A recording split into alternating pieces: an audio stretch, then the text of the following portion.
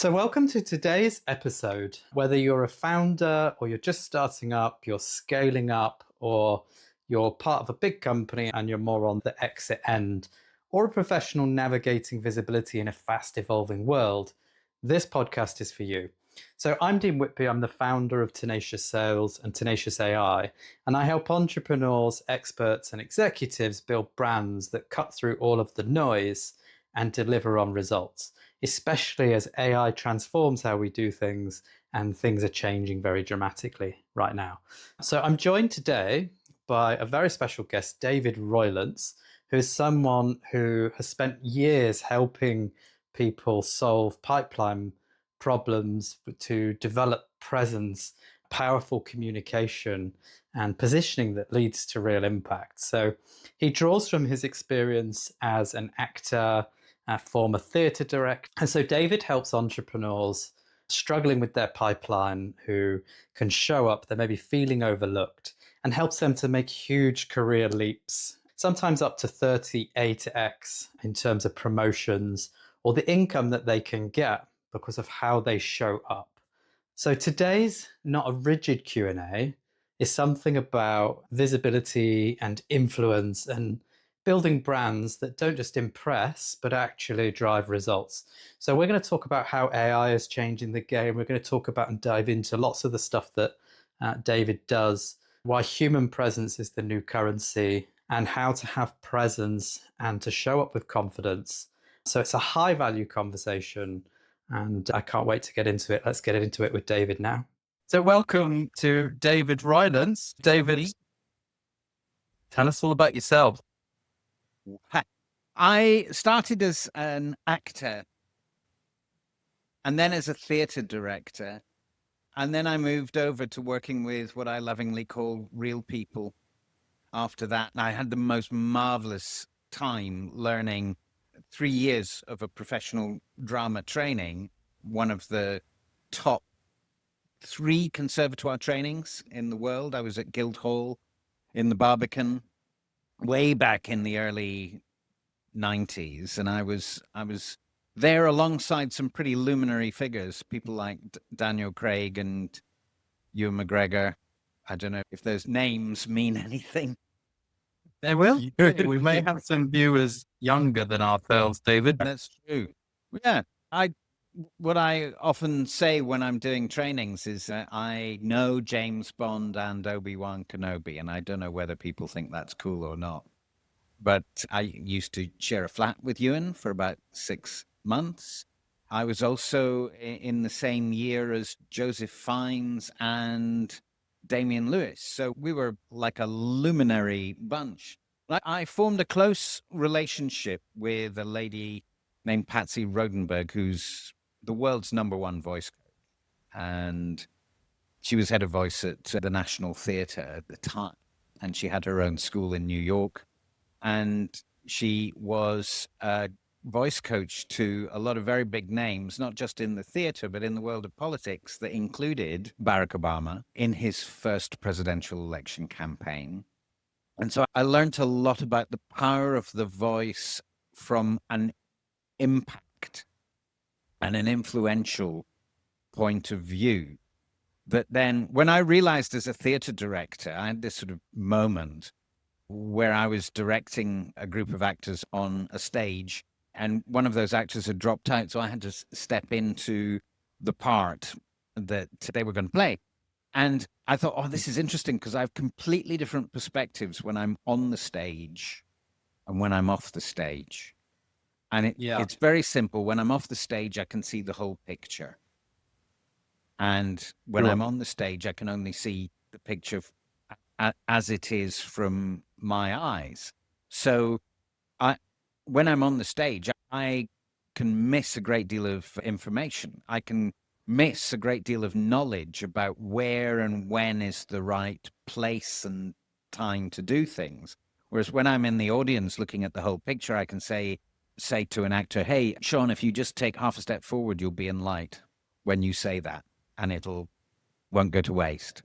Or I can say to someone, just hold on tight and give us 3 seconds of silence before you hit that line, and then it'll hit the audience with real impact. And when Got you're you. in it, you can't see that. That's why a play or a film or a piece of television or a piece of radio, they all need directors who have got access to the whole picture and who essentially make the decisions about how the story is told. And so I transferred that out of the theatre and into both the corporate and the entrepreneur space.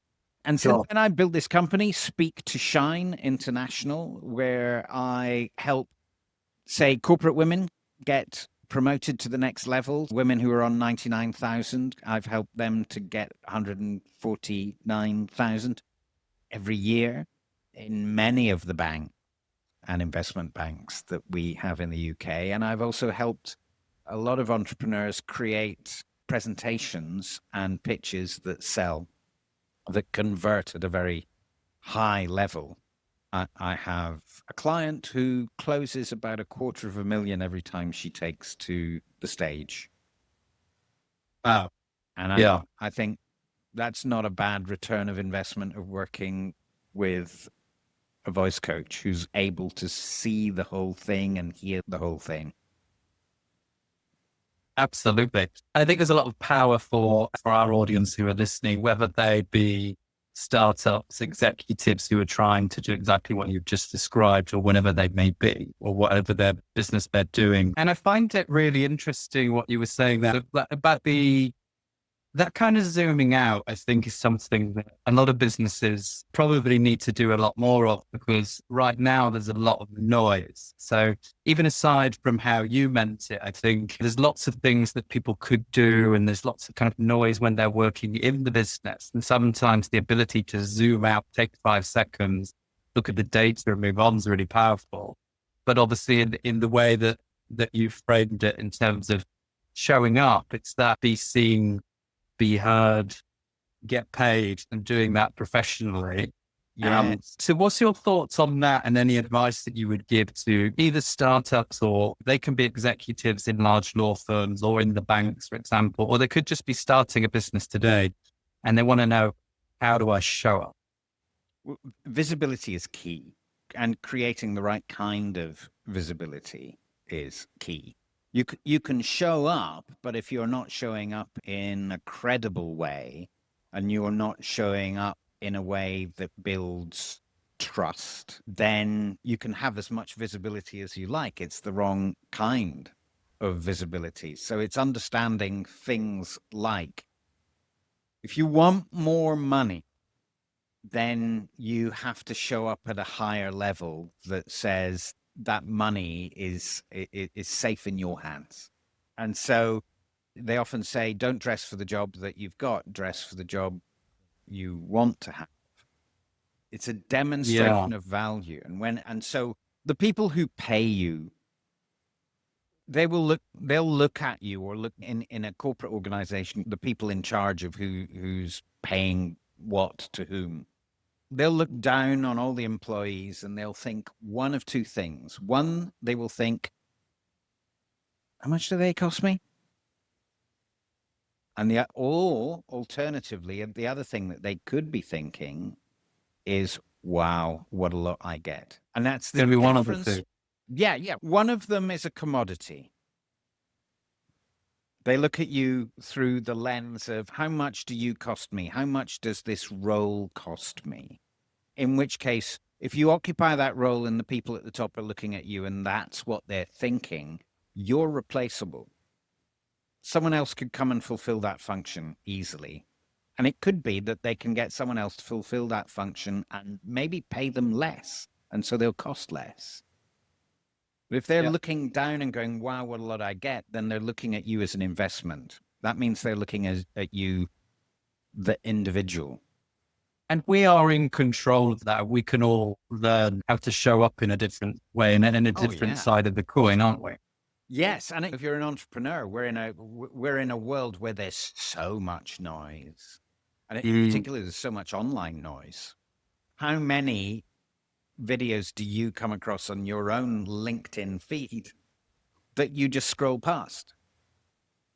because It's so hard to get attention. And I think that's only going to get worse when the sea of AI noise is coming and the developments in AI, what can be done from video production after Google's latest releases. So I think, yeah, you're absolutely right. To stop someone scrolling is going to be really intentional and almost human, almost personal to do that.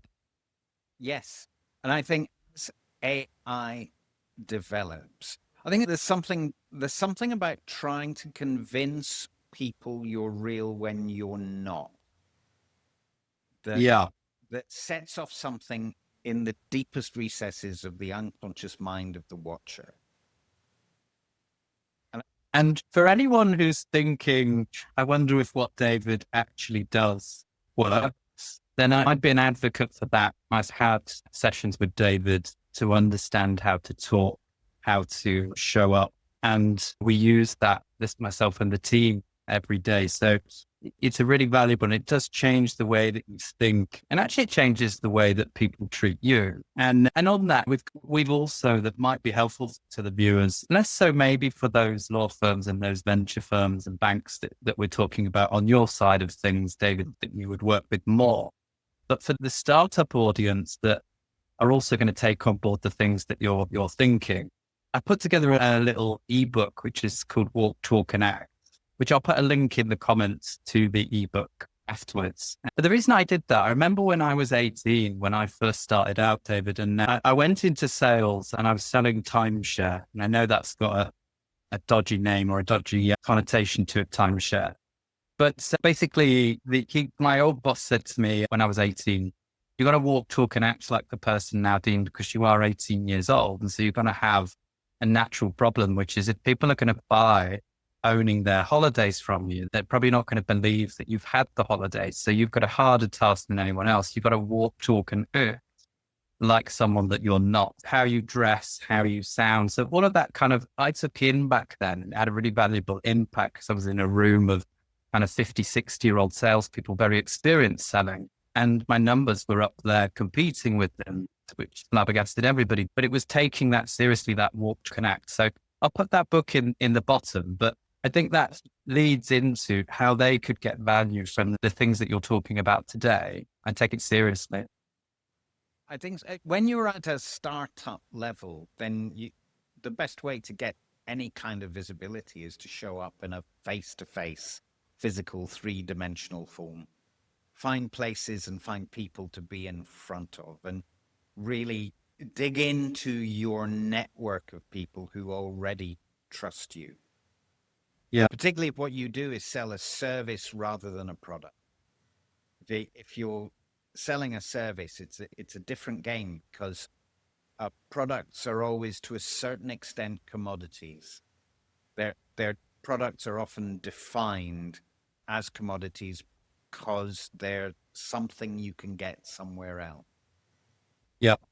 You know, if I wanted to buy a book, if most people want to buy a book and they don't have the time to go to a bookshop, they will drop in on a little website called Amazon more likely than they would anywhere else. For the sake of convenience, Amazon very helpfully will give you a list of different places that you can buy it and all the prices you can buy it at.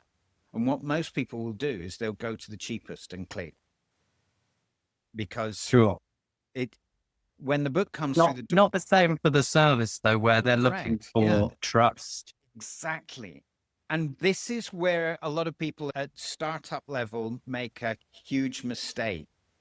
They market the service in commodity terms. This is what I am. This is what I do. And therefore, if you're, say, an osteopath, for instance, and you are working out of a health center in central London, where there are 5 rooms that are occupied by 4 other osteopaths, and every one of those 4 osteopaths is charging 70, 75 or 80. How does a client differentiate who they should go with?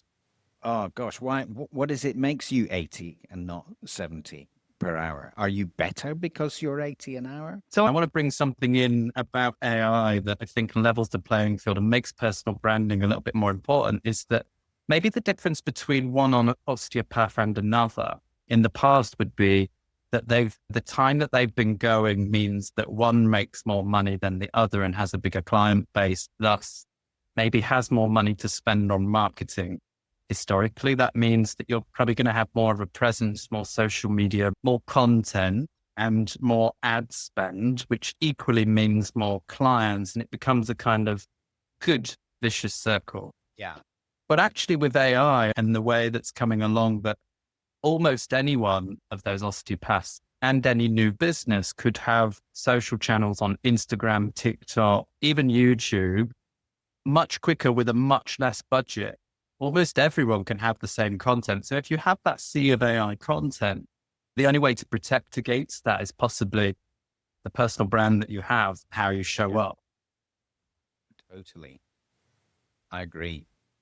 I think what AI is capable of, and particularly now that video and voice can work together so I think previously, up until quite recently, AI could do a lot of video content and replicate what most movie makers can do really effortlessly, but connecting that to the voice has been difficult. But now they've managed to do it so that it's almost impossible to tell the difference between. Yeah, that's incredible, isn't it? So you can actually create an AI version of yourself and then get the AI version to create the video content for you. Yeah. But for me, there's a lack of authenticity in that for me. Yes, it's a very clever thing to do, but the reality of showing up in a way that's, hi, it's David, or hi, it's Dean, and I'm here to talk to you today about something that's happening today, or about a thought that I've had today, genuinely sharing, showing up in the way that you are expected to show up, showing up in a way that says, you should be there doing the thing that you do, saying the thing that you are saying.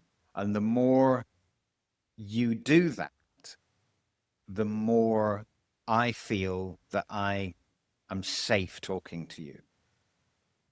There's a trust and authenticity in that. And I think that's going to become amplifying more important. And that same old boss, by the way, when I was 18, I think I learned more from him than I did any other boss for the next 10 years in sales before I started running my own companies, but really clever guy. And he said to me, never forget that people buy from people. Yes. And they don't want to buy from you, Dean, necessarily. Now, I know that probably goes against the authenticity when I'd say that. I'm hearing that back to myself.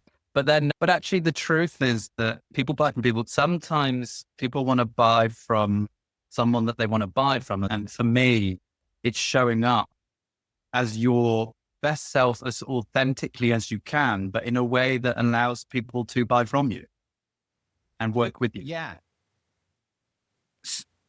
This connects to the unconscious mind, the hypothalamus, back of the brain. Yeah, love that. Tell me more.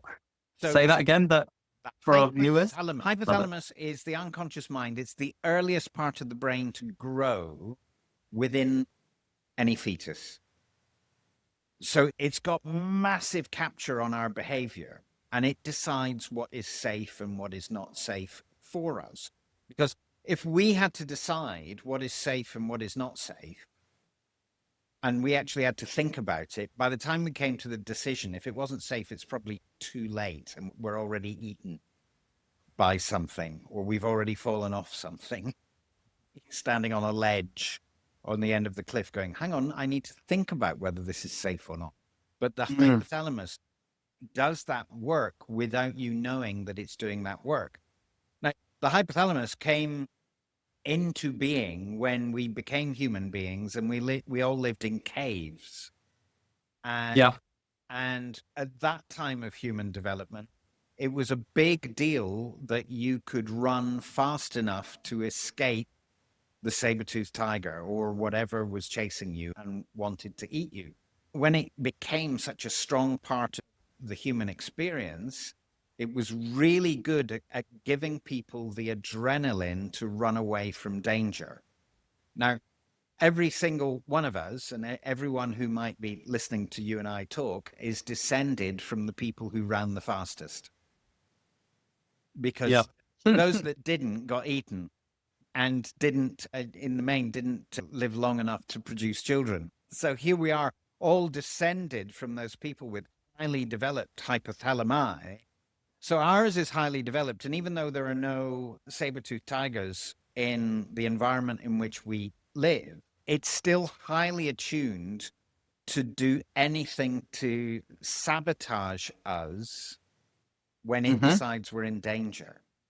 Now, the hypothalamus can't tell the difference between a saber-toothed tiger and stepping up onto a stage and delivering a presentation. They're the same thing as far as the hypothalamus is concerned. The hypothalamus doesn't know the difference between saber-toothed tiger and making a telephone call, which is something that's becoming more and more of an issue with Generation Z entrepreneurs, Generation Z employees in professional services firms who won't do telephone calls. And I think that's a big problem, I think, moving forward into the world that we're moving into, because a lot of people would say cold calling is dead. But actually, I think it's probably going to make a comeback in a way, like maybe the 70s keeps making a comeback in all kinds of ways in our world. Yes. In some really joyous ways. So maybe not in joyous ways, but I think cold calling is going to be something that you can really differentiate and people will almost crave for in a non-human contact world. If you took 100 people who got a cold call, I can still tell you that 85 of them would not be very happy at all, but 15 would be very welcome to have a call in an age of AI, for sure. I think so. And I think the higher the ticket of what you're selling, the more likely you are to get people who be open to receiving a cold. Yeah. And if what you can do is successfully articulate, I know you've got a problem and I've potentially got a solution to your problem. So just going slightly back to the, presenting and how you present yourself and as a person and as a business. So there's two sides to our audience, I think, here. And I think some of our audience in the long run will be executives and larger firms looking at how they show up and present themselves. And then the other side of things will be startup businesses who are trying to grow to get to that stage and level of scale up and growth from there. So two things, I suppose. What would you say to those who are starting up to present? So they're probably setting up LinkedIn, they're probably setting up social media channels, and maybe they're going to some networking events at that level. And they're maybe not on podcasts, they're not standing on stages yet. When they're starting to think about those small steps to showing up, what would be the top is there a top 3 tips, or is there a top tip that you would give them to think about when they're trying to present themselves? The most important thing is that you put people at ease. Yeah. If you don't put people at ease, nobody's going to listen to you because they're going to be too busy in their own heads.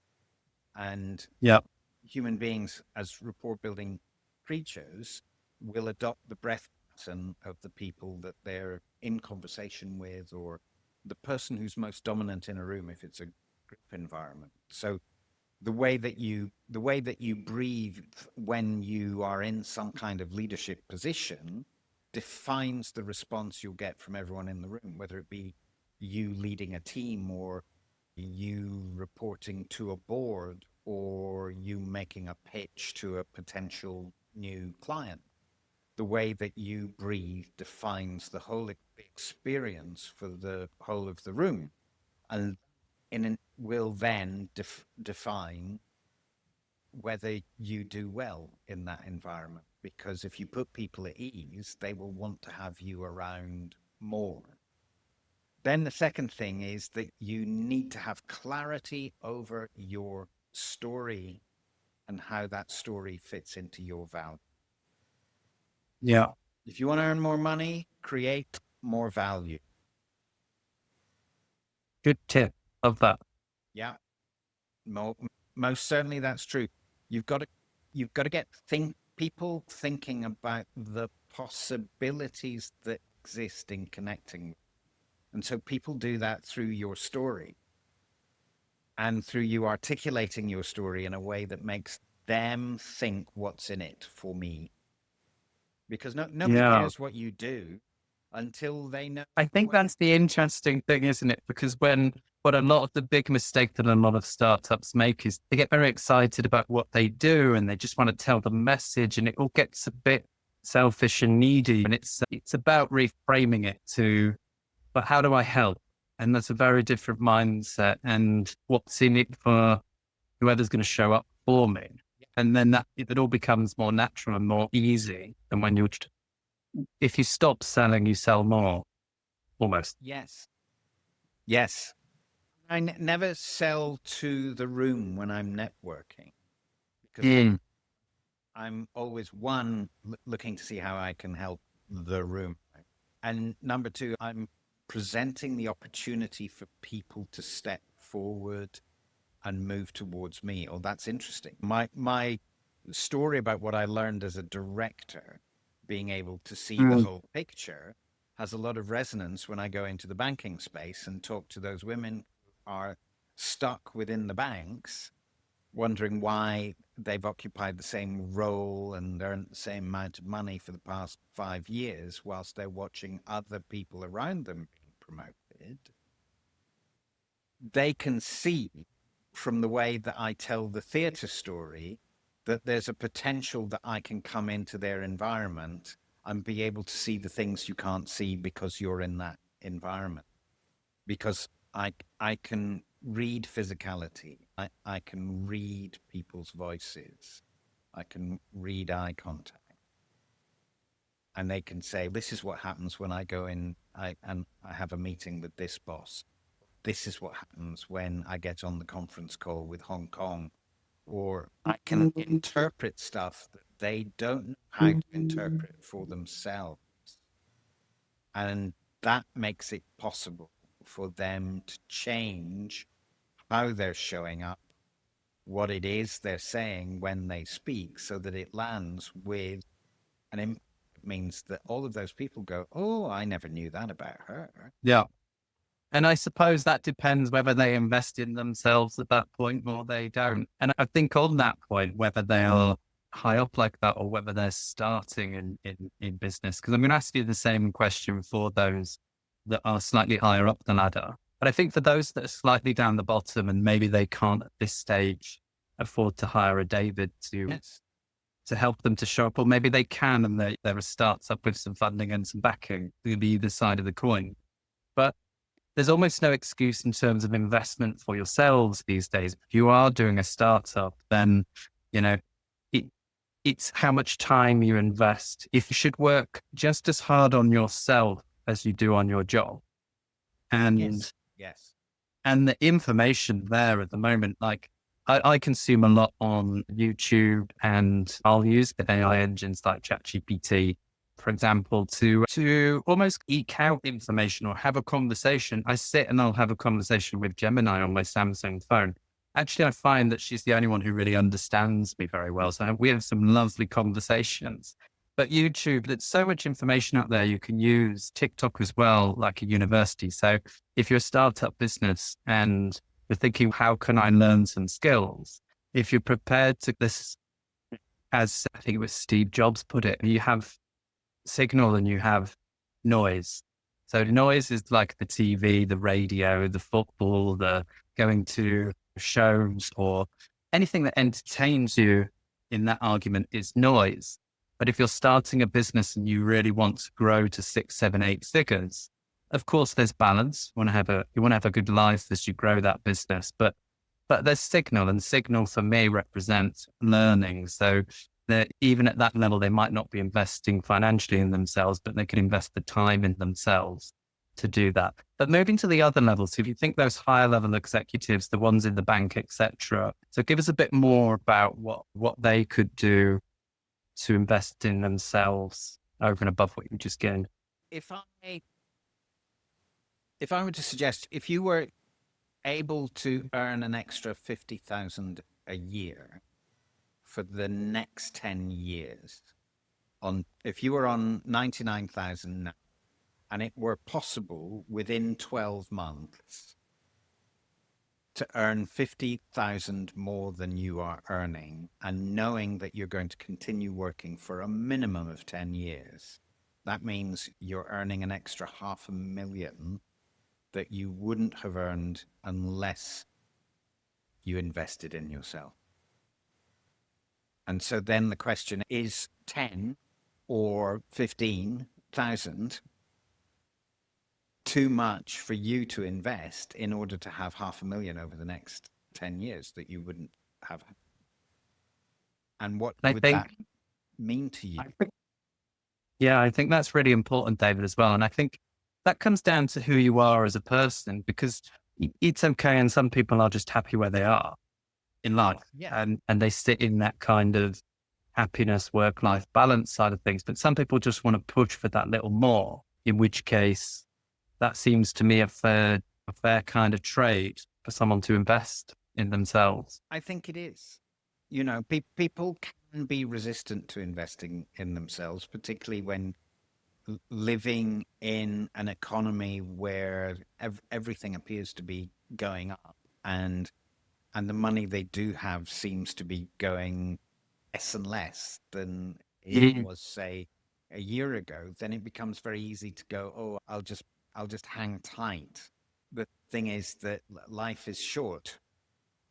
Really, it's short. We have no idea how long it's going to be before the sun shines on this economy. Things will change because it's the nature of things to change. Always, as they say, always be nice on the way up, because you never know when you're going to meet them on the way down. Absolutely. So it's like economies go up and down. It's quite normal. And it's when economies are coming down or just about to cusp towards going back up that the most opportunity exists.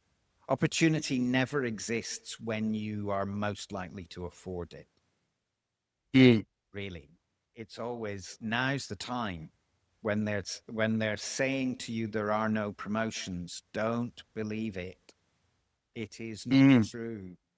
They will. And now is the time, I believe, is the most important time. I think it's a really incredible time for, for what you've just said, at whatever level that they're at, but also bringing it back down to those kind of startup levels. I think now is the time to invest their time in upskilling themselves if they don't have the money. And if they do have the money, invest in services like yourselves. But even if there are people who are watching this who are sat in corporate, and I, like myself, sat in corporate for a long period of time, for 5 years, between one marketing company and now the Marketing Tenacious 2.0.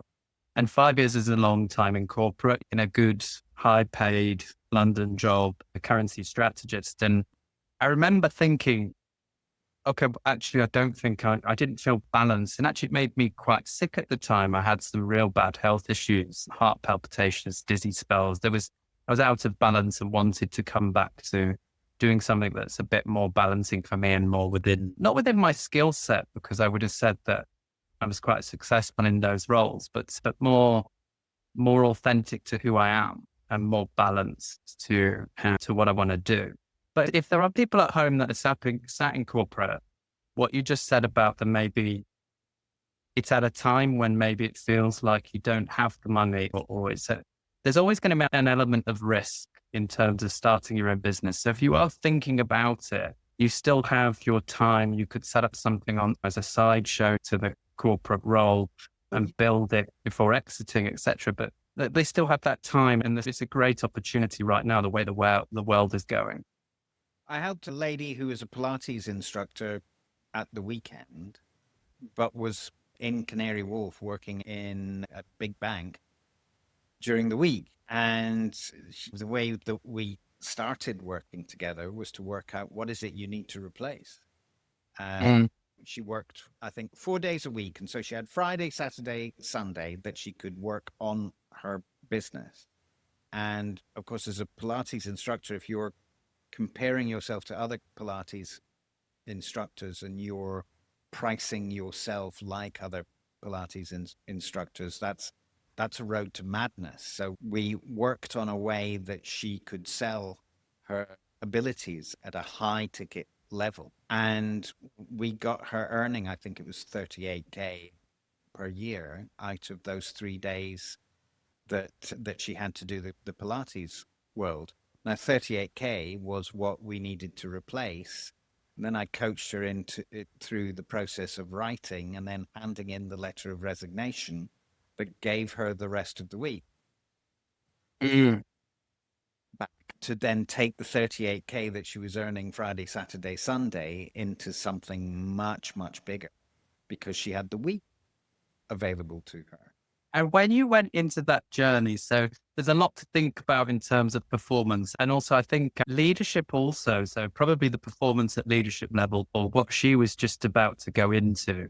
And so there's all sorts of things in there because there's posture, there's tone, there's language, there's confidence, there's all sorts of things. So what would you have been working on with her next? And how can the audience use that? The physicality of confidence in terms of making people feel both ease and that you are credible, that you will do what you say you are going to do. Yeah. And how you show up physically as long as you are in a state present, then you'll be able to access the entirety of the range of your voice, which is huge as a signifier of influence and having the right impact in a conversation. Because the human brain as a listening device is keyed to hearing a tonal dance when people speak. Yeah. And what the human brain picks up, and again, it's that unconscious mind, it's that hypothalamus at work here. If a voice is moving tonally, it's telling the truth. If a voice is on a monotone, it's probably lying. And this is something that police use in interview to try and work out whether people are telling the truth or not. Is that when people are lying, typically what they'll do is they will try and shut down the natural responses on their face, and they'll try and shut down movement on their voice for fear of giving away the lie. So people who speak on a monotone are much more likely to be read as being people it's unsafe to listen to. And most people who've been to any kind of education establishment will know what it's like to listen to a professor who's really boring and speaks on a monotone, and also know how difficult it is to listen to that person. Because what's happening is your own hypothalamus is trying to get you out of that situation, is trying to stop you listening to that person. Because the hypothalamus is going, it's not safe, it's not safe. Yeah.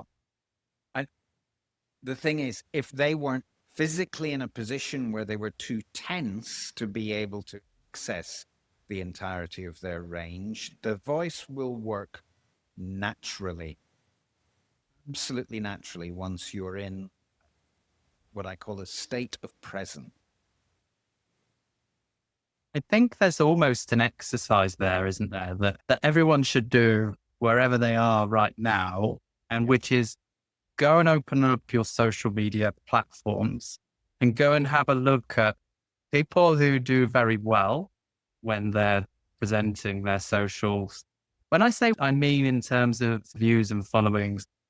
Look, if they're doing a gimmick and they're dancing on a swan, then maybe that's not a good example. But if they're running a service-based business, they're an accountant or a law firm or whatever, and they've got some socials, how are they talking? You're probably going to see some examples of this in terms of what's excitable and viral and what's not. And those that are viral are probably going to be fairly well trained on those tones within their voice.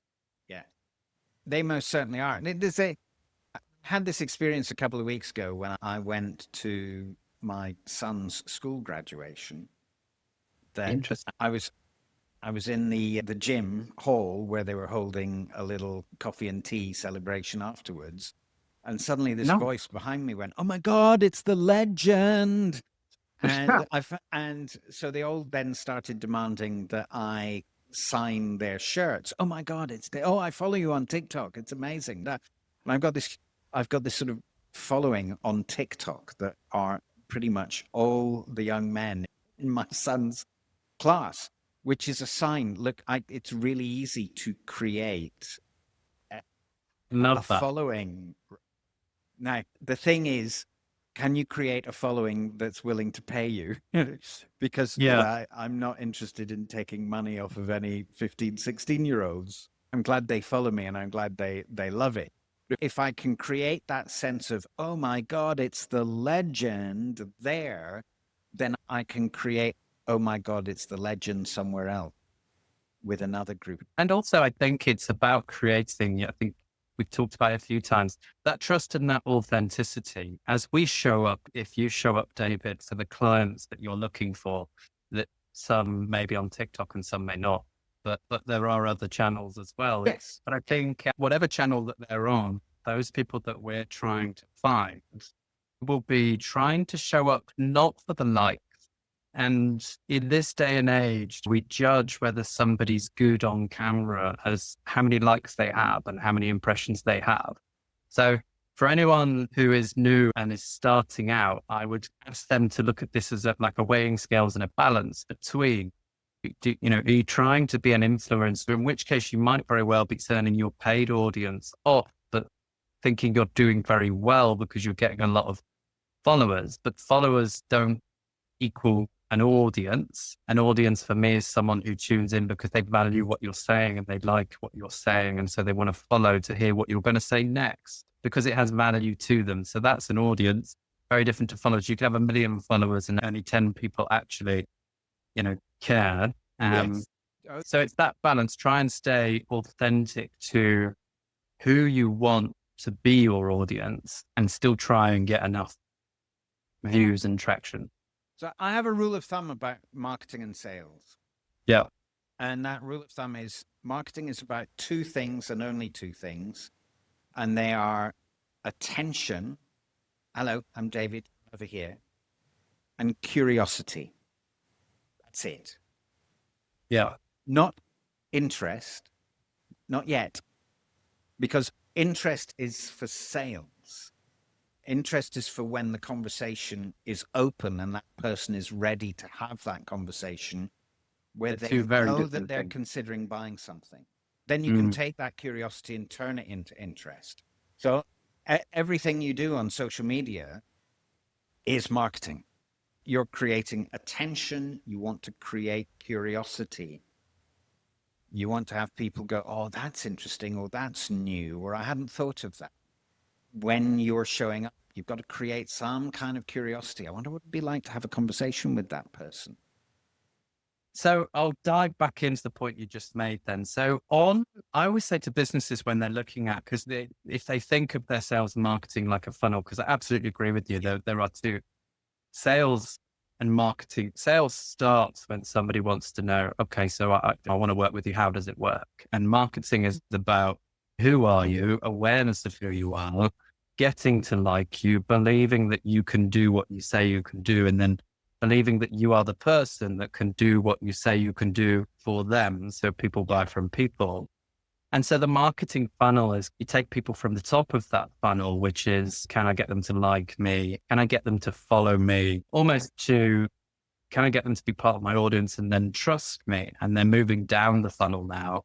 And so your marketing needs to be really intentional as you get those people down. There's often people make the mistake of going one of two ways. Either they're trying to sell at the bottom of the funnel, but you've got to get people to like you first, or they're forever trying to get people to like them. And they forget that actually you've got to be intentional about how you move them along because you want to get them to sales. And of course, the funnel is about getting the right people out, isn't it? Excluding all the people who would never Yes. buy. And Finding the no's as well. Finding like, the they're like gold. So their number one fear is rejection. That's why public speaking is so fearful an experience, because you may have to deal with people saying no. The number one human fear is rejection. And the funny thing about social media is you don't have to deal with rejection, really, unless you get a troll who's taking you on. All those people who scroll past you, you never get to know about. All those people who ignore your video, you never get to know. But if you say something in a room, say a business networking event, and everyone goes, yeah, so what? Then you have to deal with the rejection. And we don't like to put ourselves in positions where we have to deal with rejection.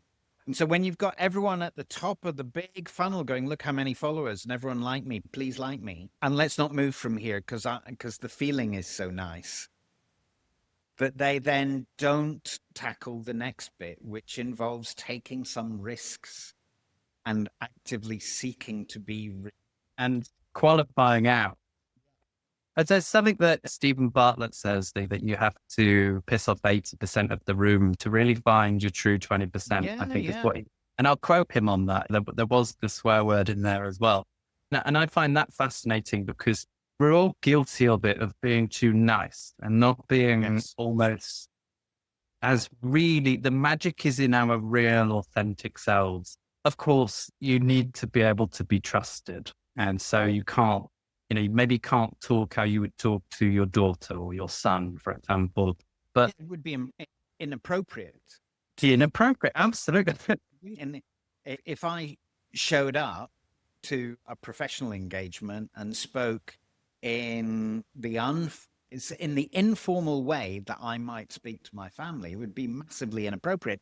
In the same way, it would be massively inappropriate for me to speak to my family with pacing and the energy and wearing my three-piece suit. Yeah, they'd be like, what have you done with that? If I would really like to at some point, me, you and Sandy have to get together for a nice glass of wine so that we can see the David in the informal style. But going back to the point, I think the people need to remember that elections are one of 45% of people hating that person. Yeah.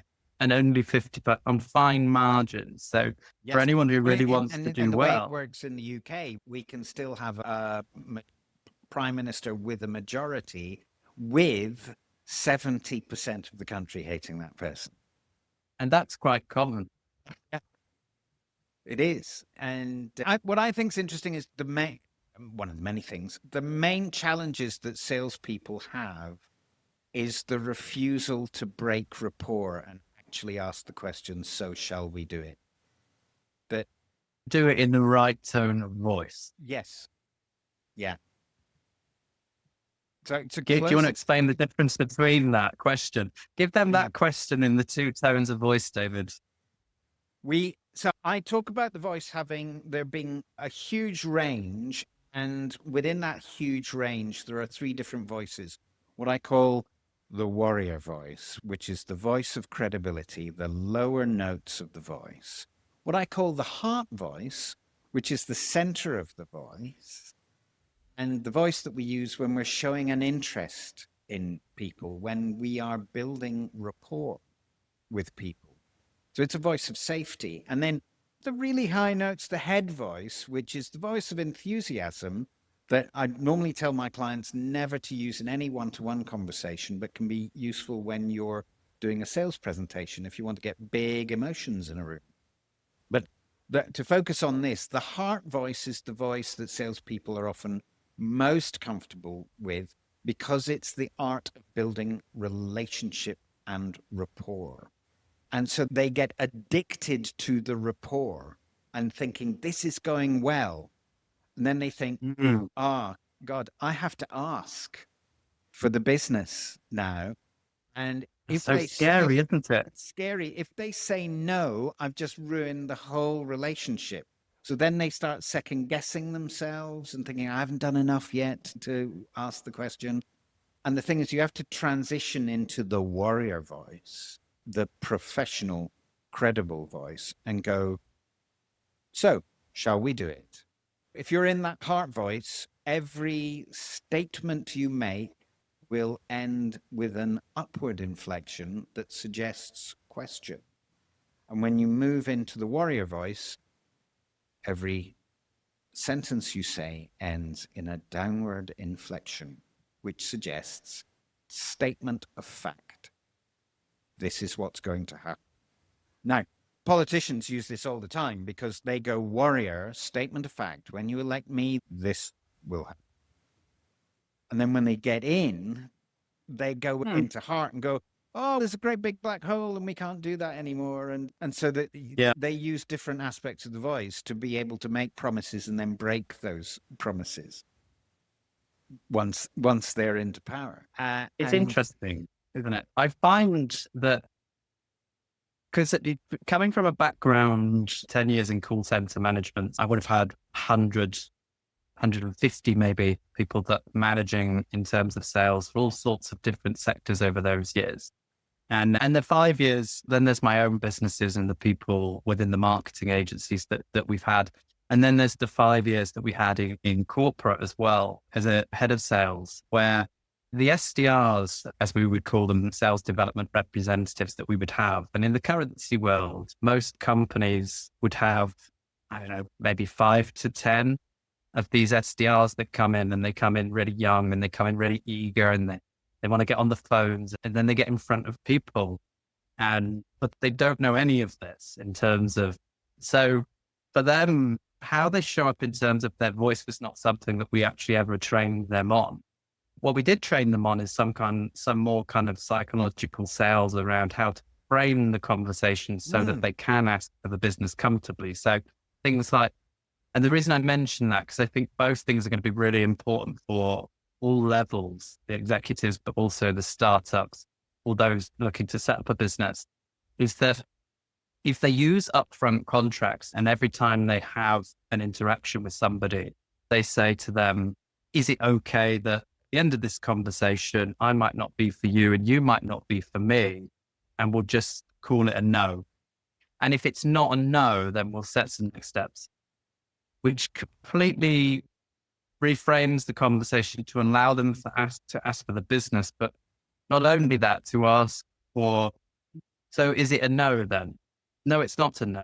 Oh, rather than ask, is it a yes? So there's two things there. So you've given one technique. Yes. I think the tone of voice, though, I wish we'd done that training. But do you do any training with SDRs? Do you do teams of salespeople to do the voice training? I love working with salespeople, and I have a day sales training, and I do a lot of work with salespeople that's around all of that, starting with the physicality and the voice, then moving on to how do you move people through a process that's about two people finding a match.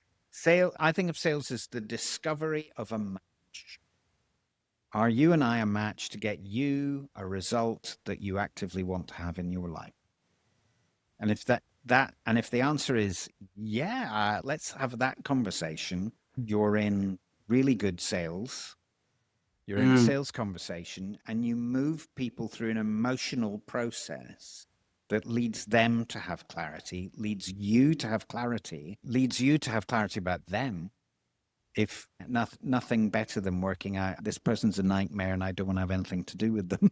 So I think we're not a match, thanks very much, but I'll try and think of somebody else who I can point you in the direction of, so that you then end up working with people who are going to be a joy to work with, who are intellectually and emotionally invested as much as they're financially invested, who know that they're in safe hands and that they're going to get the result that they're paying for. And I want to move or talk slightly about, touch on the masterclass that you're doing at the moment, that yourself and Sandy are doing. Yes. Because I think there's probably elements of that are also very relevant in terms of how somebody who's going to become a leader in the future, and the training that they need to have. So maybe slightly away from sales, but how they need to show up, how we should show up, and have a real clear guidance on how we treat our people and how we lead our people. I actually think that's one of the 7 pillars of business. So, how you present yourself and being really intentional on that. So talk to us about that and the masterclass that you're doing and who that's for. What Sandy and I have both identified through a lot of conversations that we've had with people who run professional services firms is that there's a real frustration and a real challenge with getting their younger partners, their Generation Z partners in particular, or their graduation class intake of people to engage with finding clients. What they've got is a situation where their old guards, all the people who've been with the firm for decades, who are looking to retire, being the best people at bringing in new business and continuing to bring in new business just like they always have done. And the rainmakers. The rainmakers, absolutely. We now have a generation of people who graduated during the COVID lockdown. So we have a generation of people who have been fed this fear narrative so successfully that they're afraid of making phone calls. They're afraid of visiting networking groups. They would much rather just engage with social media from a text point of view. And the idea of either picking up the phone and making some video content is so terrifying that they don't want to go near it. And I feel like I'm butting in, but I have to do it while I remember, because I'm like, go on.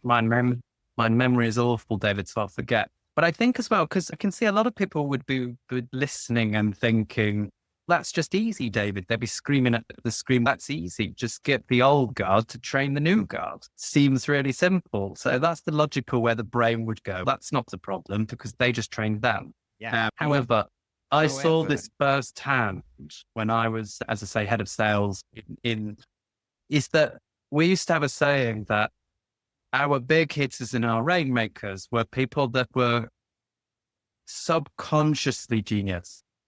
They couldn't explain to you how they are genius, so they can't transfer it over. They're not skilled in transformative leadership themselves enough to transform that, to train a generation that, let's face it, it's problematic anyway, because one is our generation or older and the other is Gen Z, who are a very different beast to us. So I can see how that's a huge problem. I think what Sandy and I both believe is that there's a presumption, and Sandy and I saw it. We did a webinar together a couple of weeks ago, and we saw it because we had a number of the old guard in the room, all of whom were Gen Z, harumph, Gen Z. They won't do this. They've just got to learn. And there's a real presumption that Generation Z hold different values to any generation that came before them. And I don't think it's true, and Sandy doesn't think it's true either.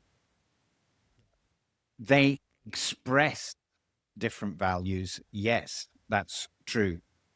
They are still human beings and still have human needs.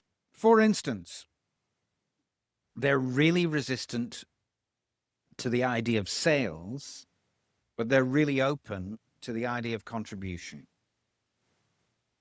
Great. What if we reframe sales as contribution? Because actually, how are you going to contribute if you're not going to sell? How do you contribute to your firm? Yeah. How do you contribute to life?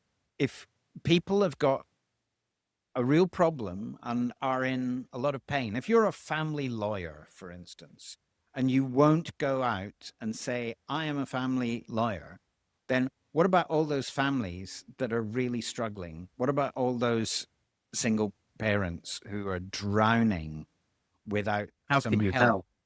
who don't know that you're there? because you didn't step up and show people that you were there so that they can go, help me, please.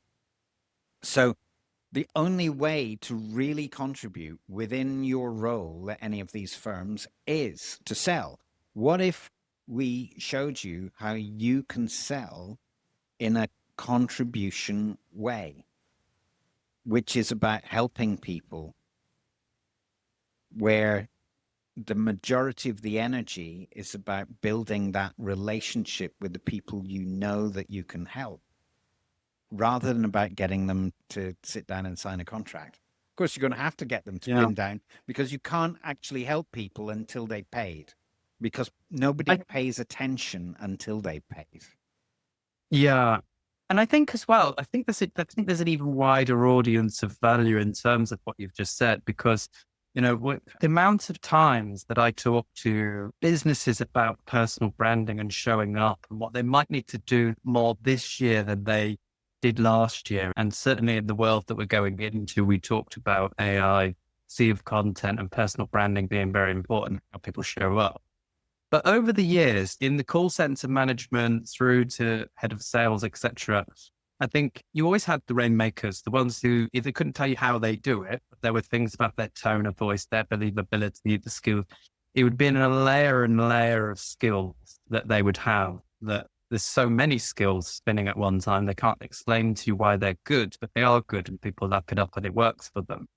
And then you have this kind of, if you had a team of 10 people, you'd have 8 people in that team who they probably break even, that you spend a lot of time and effort on those people in that team. They're probably a bit like the Gen Z in terms of they don't really want to pick up the phone, but I've met a lot of multi-million pound CEOs who don't want to pick up the phone, who are scared by sales in general. And so I think it's a thing. And just over the last year or so, I must have had maybe 100 very successful CEO and MD and sales directors and marketing directors tell me, I don't want anything to do with personal branding. I don't want to talk about myself, even if they're front of line sales. It's that they don't want to pick up the phone. They don't want to do social media. But a lot of people could be pushed off that ledge. So I think the problem, Gen Z, I can really see how that's an issue and how we've got to treat it differently. But I actually thinking of the other audience, which is probably more towards what we do and the personal branding side of things, of helping startups to, as well as we've got a 300 million pound US company that we're doing the personal branding for. So it's all levels down. They're going to have to do it. So they're going to have to get some skill sets. And that's what you've just said in terms of the framing of how can I help you, as opposed to, I think I'm really great, and these are my fantastic attributes that you should have and I want to sell to you. But the world needs solutions. So you just got to find a way to present a solution that people want. Sorry, I hijacked your point there, but I think it's really valuable to everybody, but important. If you think about people, if you think of the name Richard Branson, and immediately an image will come into your mind of the human being, and immediately of the brand name that goes with that human being. Unless you really don't know who Sir Richard Branson is. But you have expectations of how he's going to be, and you have an expectation of values associated with that. And they're very clear. Richard Branson's values are fun. If it's not fun, I'm not interested. And that's proven in the numbers as well, David. I think Virgin, I've actually seen these numbers before from another conversation. So the Virgin Media side of things, I think, has 250,000 followers, and Richard Branson, something like 10 million. That would be true of your Gary Vaynerchuk, your Stephen Bartlett's, they were personal branding first. And actually the business got a lot of benefit from them. Yeah. Simon Sinek, loads of examples. Yeah. Yeah. And I think the value of doing that is that you get to solve bigger problems because you've become the brand. You can then, your business is doing well because of it, because people are walking into, I don't know, Virgin Money or Virgin Airlines or whatever of the 50 different Virgin companies that he's created over the years, that people associate him with the company, but the company's making the money that allows him the freedom to go solve bigger problems. Be the brand, be the man who charges $100,000 to have dinner with him. It's probably more now. Wouldn't that be great? $100,000 to have dinner with him, to be one of 10 people having dinner with him at the same time round a big table. That's not bad, is it? Absolutely. That's And I think in the world that we're million and a moving nice into, dinner, right? yeah, absolutely, yeah. So can you think of, let's talk about you a little more in terms of, can you remember the first time that you had to step onto a stage, or you felt nervous because you were trying to apply what you'd been taught at theatre school, or maybe from before that? Can you remember a time where you weren't so polished and weren't so confident? Yeah, very much. And I was working as an associate for another company, and they have a technique that they were training. And they said to me, watch Gordon to do this, they said, and then learn it yourself because you're delivering it in 3 weeks. And I watched Gordon present it, and I thought to myself, I can never do that because I'm not the sort of person who can do that. And that story that I was telling myself, clearly it was nonsense, because now I share that same technique with every client I work with, and it's one of the most successful things that I've ever taught people. I knew I had the job to do, so I learned it and I presented it, probably not nearly as well as I do now. But you learn from the process of giving it a go, of going. That's really important, isn't it? That because you can't learn to ride a bike without falling off, as the saying goes. And I think that's the advice I always used to give to people when they would come in the years that I did the call center management and in the years with the telemarketing. And I would ask people to do NLP, try and change the way that they think, and some psychological training. And then I would say to them as part of the interview process and really early in, if you can't be uncomfortable and really outside of your comfort zone all the time as I teach you new things to become better, if you need to be comfortable, this job is not for you.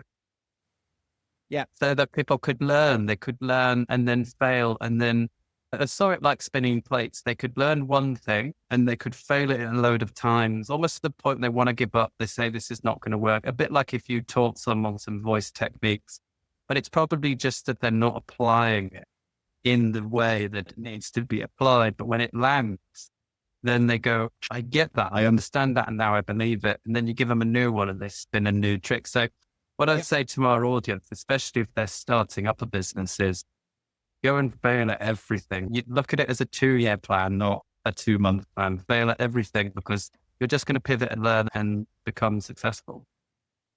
And I'd fail in front of real people as well. As I'm a great believer that, particularly if you're going to take advantage of the internet as a space that you share your story and your value, is you need to be able to know what your message is and know what people resonate with you. Yeah. So it's expensive to do that on the internet, to work out what that story is. But if you speak to people who you think are the right audience for you, and you're sharing your story and you're sharing what it is you can do for them, and they're going, meh, then you haven't got your message honed. And so it's a question of speaking to people and finding out what matters to them and who are the people you want to serve and how do they articulate their problems. What is it they want enough to pay for it? And once you've got that message honed, then, pick up your camera and record that message and send it out. Absolutely.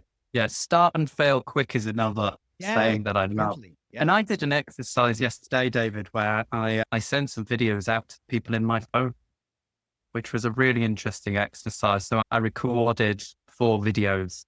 So some for those who are really close to me and family, some who that we'd have had some interactions. They'd know me. There'd be some energy there. Some who we probably had a business meeting and I was maybe trying to sell them something, or we met at a networking event, or I don't know, they were a supplier or something like that, where maybe there's no energy, but they know me, they respect me. And then a completely cold message to anyone else that perhaps was in my phone that I've probably now deleted their name. So if they fit in, that sounds awful, doesn't it? But if they fit in that box, then we're not related in that sense. So to see how people can help you. So that's a good tip for anyone starting out, that there's probably a lot of revenue in the phone that you have. And asking is vulnerable. And I nearly stopped myself, but it's important. And I think for anybody, there should be about £1 million worth of business within their phone already if they know how to articulate their value. And not necessarily selling directly to people in your phone, but knowing that, gosh, I don't know what the average is these days, the number of numbers that are stored in a mobile phone's address. But if you take the number of people you've got in your address book and multiply that by at least 200, let's err on the more conservative side. That's still a huge network of people. And to say that you wouldn't find 10 people who want a solution that you could offer within that. You can be sometimes only as good as your network. Yeah. So thinking about let's give the audience some common mistakes that people can make across all of those layers, whether they're a startup or they're an exec in a law firm. What would you say are the most common mistakes that people can make? So the most common mistake that I think entrepreneurs make is not getting started, waiting for the perfect moment, waiting for the money to come through. Sell something first, make money first, particularly if it's a service. Yeah. Sell it and then make it happen. Solve the problem. Yeah. The other thing is hiding on the internet because you're afraid of rejection. I think about businesses in 3 stages, 0 to 100K, where the majority of your clients are going to come from your offline engagements. 100K to 250, when you can really start leveraging the online space. And then anything above 250, when you should be leveraging partnerships, really. So you're above 250, you're working in both the on and offline space, developing really strong relationships full of trust.